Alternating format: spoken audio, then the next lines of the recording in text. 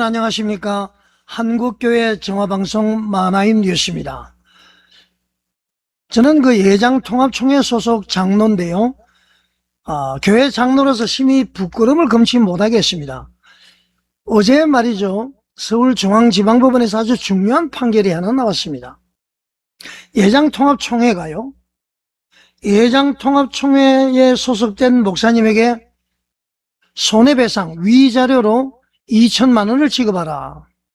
그렇게 판결이 있었습니다. 얼마나 말이죠. 총회가 잘못했길래 2천만 원을 배상을 하라. 이제 말이죠. 교단이 자정 능력을 잃어버리니까 국가기관에서, 국가법원에서 관여를 한다. 저는 그렇게 보고 있습니다. 아주 전무후무한 일이지 않을까. 전에는 없었지만 앞으로는 계속 있을 수 있겠다. 그런 생각을 해봅니다. 그리고 말이죠. 예장통합총회 재판국에서 허준 목사님, 세봉천교회 위 목사님이죠. 여러분 사진 나오죠? 이 목사님이 서울대학교를 졸업하고 하나님의 부르심을 받아서 목사님이 되신 분이죠. 이 세봉천교회가 말이죠. 10여 년 분쟁, 그리고 본격적으로 23년부터 제가 보니까 한 15건 이상씩 이렇게 지금 소송을 했더라고요. 국가법원에 나가면 다 이깁니다. 그런데 교회 재판에서는 다 교회가, 이 세봉천교회가 잘못했다. 이렇게 판결이 나죠. 그러니까 세상 송사가 말이죠. 이 불의한 자가 계속 총회 재판에서 이기니까 그 사람이 계속 문제가 제기되니까 세상 재판당하는데 세상법 대법원에서까지 확정된 판결을 그걸 마저 총회 재판국에서 채용을 하지 않습니다. 그러다가 이렇게 지금 철퇴를 맞은 것이죠. 여러분, 교회가 말이죠. 세상의 도덕적인 기준도 못 따라가고 있습니다. 예수님께서 멸망해가는 예루살렘을 보고 눈물을 흘려주셨듯이 예수님께서 지금 한국교회를 보고 눈물을 흘리고 계시지 않겠습니까? 자, 여의도 순복음교회, 부산 포도원교회, 그리고 말이죠. 그저께 방송해드린 교회, 전국적으로 제보가 들었는데 말로서 표현을 못하면 이 교회의 사명을 잃어버렸습니다. 이거 이래서 되지 않습니다. 평신도들이 깨어나야 되는데요. 또 방송이 길어지면 여러분들이 잘 안 보시니까 우선 판결문 한번 보여드리겠습니다. 서울중앙지방법원 제37민사부에서 판결된 것인데요. 총회 재판국 판결 무효 확인 소송입니다. 원고는 허준 목사님, 담당 변호사가 이제 법무법인 대종 안창산 변호사. 이 안창산 변호사가 말이죠. 아마 기독교인은 아닌 것 같은데 교회 재판에 아주 전문가예요. 이분이 소송하는 것마다 다 이기는 것 같습니다. 자, 피고는 대한예수교 장로회 총회, 대표자가 총회장 김영걸 돼 있는데 지금은 정훈 목사님이죠. 총회장이 바뀌었습니다. 26년 5월 21일 날 변론 종결이 됐고 판결이 7월 9일 날 있었습니다. 주문이 말이죠. 판결이죠. 피고가 예장통합총회가 24년 12월 17일 원고에 대하여 허준 목사에 대하여 허준 목사를 면직에 처하고 봉천교회, 세봉천교회에서 출교에 처한다라고 한 판결은 무효임을 확인한다. 여러분, 면직 출교는 사형입니다. 사형. 자, 놀랍죠? 두 번째, 피고는 원고에게 2천만 원 및 이에 대한 이자해서 지급을 하라. 위자료를 지급하라. 그리고 소송 비용 중 10%는 원고가, 만약에 소송 비용이 1,000만 원 나왔으면은 100만 원은 허준 목사님이 담당하고 900만 원은 예장통합총회에서 감당하라. 그런 얘기입니다. 예장통합총회는 어떻습니까? 2천만 원 부담이 있죠? 소송 비용 부담이 있죠? 그쪽에서 변호사 선임하는 비용 나가죠? 자, 그런데 말이죠. 이 판결이 고등법원에서 뒤집어질까요? 저는 뒤집어지지 않는다고 봅니다. 이 다섯 번째 보면은 말이죠. 이 제2항은 가집행할 수 있다. 이게 뭐죠?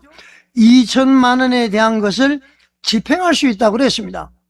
이거 집행을 할 수 있다는 얘기는 완전히 2심, 3심 가도 바뀔 확률이 거의 없다. 99.9%가 없다. 여러분, 제가 이 소식을 전하면서도 참으로 너무 부끄럽고 말이죠. 너무 괴롭습니다, 여러분. 아까도 얘기했습니다만은 서울중앙지방법원에 9건, 재판 들어와서 다 이겼고요. 고등법원에서 4건을 이겼고요.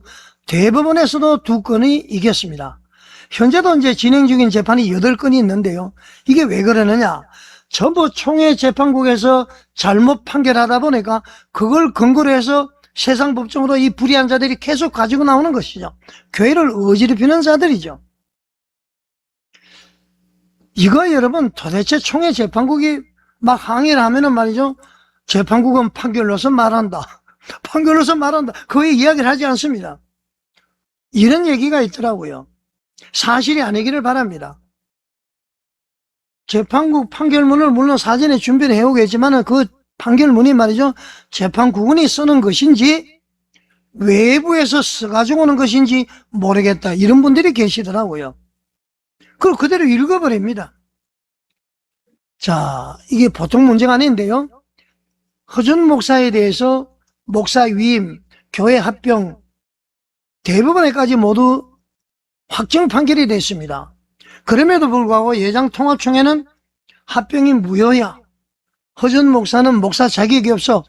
이렇게 지금 계속하고 있는 것 아닙니까? 불의한 자들이 말이죠. 그 세봉천 교회 건물을 인도 소송 낸 것도 패소해버렸습니다. 여러분, 도대체 왜 이런 일이 있을까요? 자, 자세히 한번 보겠습니다. 총회 주장 어떻게 했는지 아세요, 여러분? 법원은 말이죠. 총회 주장을 받아들이지 않았어요. 총회가 뭐라고 그랬냐면은 종교단체의 권징이기 때문에 국가법원은 심사할 수 없다. 그렇게 막 주장을 했습니다. 종교단체의 자율권 뭐 해서 말이죠. 서울중앙지법은 뭐라고 그랬는지 아세요? 신앙과 교리 문제가 아니고 개인의 법률상 지위와 권리에 영향을 미치는 경우는 국가법원이 심사할 수 있다. 총회 당신들 그 말도 안 되는 소리 하지 마. 그렇게 된 겁니다. 이것은 말이죠. 그동안의 그 세봉천 교회 사건에서 여러 차례 법원에서 확인했던 그 입장과도 같은 것이죠. 개인의 어떤 인권과 어떤 권리 관계가 연결되는 것은 법원에서 종교단체 일이지만은 심사할 수 있다. 그런 것입니다. 더 중요한 부분. 총회 재판국은 말이죠. 아까 얘기했듯이 허준 목사님이 재판석상에서요, 폭언을 하고 협박을 하고 폭행을 하고 상해를 하고 재물 손괴 행위를 했다. 그렇게 얘기를 했습니다. 그런데 말이죠. 법원이 말이죠. 그 재판 녹취록을 들어보고 녹음 파일 들어보고 제출된 증거를 보니까요. 폭언이나 협박이나 폭행이나 상해나 재물 손괴 행위가 없었다는 겁니다. 재판석상에서. 이 총회 재판국 완전히 거짓말장이죠. 아니 재판석상에서 폭언이나 폭행이나 협박, 상해, 재물 손괴가 없었는데 왜 거기에 있다고 얘기를 하면서 면직 출교를 했을까요? 우리 예장통합총회 목사님, 장로님 전부 들어보십시오. 재판국이 이 정도입니다. 이 정도로 타락을 했습니다. 그 자리에서 없었던 것들이 있었다고 말이에요. 이 도대체 말이 됩니까 여러분 이게? 이제 말이죠. 우리 신도들이 성도들이 깨어나야 됩니다. 그냥 이대로 두면은 절대로 되지 않습니다. 자, 그래서 법원이 말이죠. 허준 목사님에 대한 면직, 출교 전부 무효. 그렇게 선언을 했습니다. 자, 네 번째로 아까도 얘기했죠. 이 잘못된 징계 때문에 허준 목사님이 정신적으로 손해를 입었다. 그래서 총회가 말이죠. 2천만 원의 손해배상을 해라.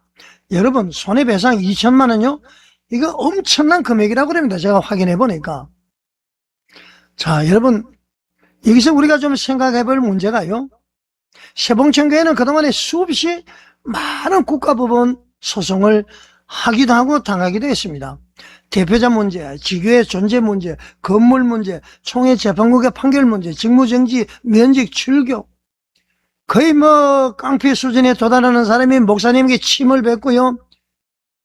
이 경찰도 출동을 하고요. 수많은 시간, 수많은 비용, 수많은 고통을 겪었습니다. 자, 그 과정에서 교회는 분열이 되고요. 성도들은 상처를 입고 목회는 큰 어려움 당하고 주변에서 세상에서 어떻게 보겠습니까? 더 큰 문제는 이번 판결이 확정이 되면은 2천만 원 누가 냅니까? 그게 확정된 것이나 마찬가지입니다. 2천만 원 이건 누가 냅니까? 총회 개인 돈입니까? 총회 돈은 아니지요. 결국 총회의 재정은 교회들의 부담으로 이어질 가능성이 크죠. 다시 말하면 말이죠. 전국 교회 성도들의 헌금이 사용될 가능성이 있다. 우리 성도들이 깨어나야 됩니다. 총회가 잘못해서, 엄밀히 말하면 총회 재판국이 재판을 개판을 해서 의도적으로 그따위 판결을 해서 빚어진 손해인데 누가 책임을 져야 됩니까? 왜 성도들의 헌금으로 책임을 져야 되겠습니까? 왜 변호사비를 성도들의 헌금으로 해야 됩니까? 여러분, 총회 재판에 대한 책임성 이거 봐야 되지 않을까요? 고의나 중대한 과실로 명백히 잘못된 재판을 했을 경우는, 그래서 총회가 손해배상 책임이 확정이 된다면은 총회는 내부적으로 어떻게 해야 되겠습니까? 재판국원들에게 구상권을 행사해야 됩니다. 이건 말이죠. 총회 재판석상에서 폭언, 폭행, 상해, 재물 손괴가 없었는데 그게 있었다면서 판결한, 이런 거짓말 하는 사람이 어디 있습니까, 여러분? 살인하고 말이죠. 간음하고 도적질만 중한 범죄입니까? 아니에요. 10계명에 거짓 증거하지 말라고 그랬습니다. 한국교회 여러분 어떻게 해야 되겠습니까? 예장통합총회 어떻게 해야 되겠습니까? 이번에 말이죠. 부총회장 선거 3분이 나오셨는데요. 이분이 9월 달에 3분 중에 한 분이 부총회장이 되면은 내년에는 이분이 총회장이 됩니다. 제가 인터뷰를 해보니까 말이죠. 자격 미달이라기는 그렇고요. 이 3분에 대해서 깊이 고민해 봐야 될 사항들이 있습니다. 제가 방송을 할 겁니다. 이제는 말이죠. 기득권을 과감히 타파하고요. 비주류, 뭔가 개혁하고 혁신할 수 있는 그런 분이 총회에 들어와야 됩니다. 완전히 기경을 해야 됩니다. 갱신을 해야 됩니다. 뭐 그냥 부셔버리자가 아니라 현 상태에서 새롭게 세워야 된다 이런 얘기죠. 자, 여러분, 이번 사건은요, 한 사람의 어떤 그 성패보다도 한국교회 재판제도의 신뢰를 회복할 수 있는 귀한 단초가 되었다. 그렇게 봐야 될 것입니다. 지금 여러분, 예장통합총회요, 총회 재판국만의 문제가 아니에요. 헌법위원회. 헌법위원회도 말이죠. 해석을 아주 희한하게 하는 것입니다, 여러분. 하나님을 경외하면은, 하나님이 주신 양심을 가지고 있다면은 법과 원칙과 하나님 말씀대로 판결을 해야 되는데, 예수님은 사랑, 사랑, 사랑, 화해, 합의, 합의, 이것이 사람 죽이는 겁니다, 여러분. 불의와 타협하면 안 되죠. 여러분, 권정은 말이죠, 죽이기 위한 것이 아니에요. 교회를 살리기 위한 것입니다. 사람을 제거하기 위한 제도가 아니에요. 지금은 제가 봤을 때 총회 재판국이나 어떤 그런 부서가 말이죠, 우리 교회를 지키는 마지막 보루가 돼야 되는데 트로이 목마 아니냐. 몰래 들어와서 총회를 파괴하고 총회를 어렵게 하고 대국민 신뢰도를 떨어뜨리게 하는 행위를 하는 그런 사람들이 재판국이 돼서 되겠습니까? 여러분 아시겠지만은 작년 총회 때에 재판국 다 교체하라고 그랬습니다. 그런데 말이죠, 지금 총회장이 꼼짝을 못하고 있습니다. 처리도 못하고 말이죠. 재판국원들이 사표 내기를 바라고요. 이게 무슨 총회입니까? 총회장이 총회 재판국 부하들인 부합니까? 제가 좀 흥분을 했죠. 죄송합니다, 여러분. 자, 총회 재판국도요, 노회도요, 교회도요. 이번 서울중앙지방법원 판결을 계기로 해서 공공 절차적 공정성 이 정의를 말이죠, 더욱 깊이 돌아봐야 됩니다. 자, 총회 더 이상 돈 낭비하지 마시고 말이죠, 무릎 꿇고 굵은 벼슬이 죄를 뒤집어쓰고 기도해야 됩니다. 항소를 하지 않는 것이 하나님께 사죄하는 것이고 앞으로 교회를 바로 세우겠다 결심하는 것입니다. 항소를 하는 그 순간에 상당한 저항을 면치 못할 것이다. 저는 그렇게 생각합니다. 이번 9월달 총회가 어떻게 될지 참으로 귀추가 주목이 됩니다. 여러분, 말로만 하나님 하나님 하지 마시고요, 우리가 직 만들어진 헌법 규정도 지키지 못하면서 하나님의 말씀인 성경을 지킨다? 형제를 사랑하지 못하면서 하나님을 사랑한다? 거짓말 좀 그만하시기 바랍니다. 자, 여러분, 예장통합총회, 그리고 한국교회, 세봉청교회, 그리고 마음 아파하는 모든 사람들을 위해서 기도해 주시기 바랍니다. 여러분, 시청해 주셔서 감사드립니다.